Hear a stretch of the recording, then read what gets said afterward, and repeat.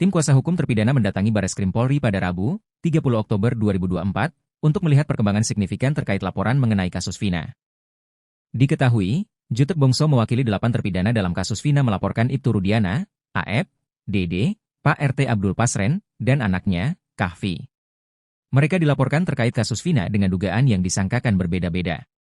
Ibtu Rudiana dilaporkan atas dugaan penganiayaan terhadap para terpidana saat penangkapan.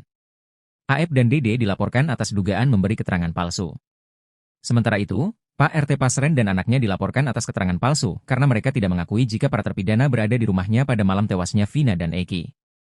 Setelah mendatangi Bareskrim Polri, Jutek mengetahui fakta laporan yang ia layangkan ke Bareskrim hanya berjalan satu saja, yaitu terhadap Ibtu Rudiana.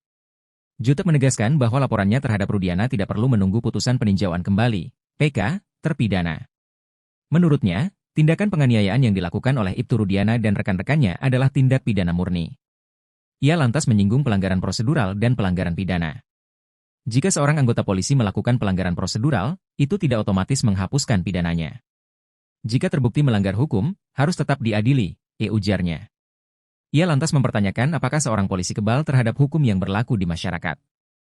Jika seorang polisi memukul dan menganiaya, hanya diadili dalam sidang etik, saya rasa itu perlu kita pertanyakan, ditambahnya. Namun, ia meyakini bahwa kepolisian memiliki niat baik dan tidak terlibat dalam kasus ini. Ia menegaskan bahwa kekeliruan ini hanya ulah sebagian oknum saja. Ia menyebut pihak kepolisian sangat transparan dengan bukti laporan mereka yang sedang diproses hingga saat ini. Namun, Jutek menyayangkan laporannya terhadap Pak RT Pasren dan Kahfi. Hingga saat ini, belum ada pemeriksaan terhadap pelapor dan para saksi.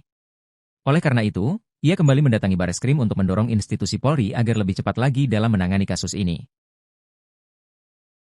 Download Tribun X sekarang, menghadirkan lokal menjadi Indonesia.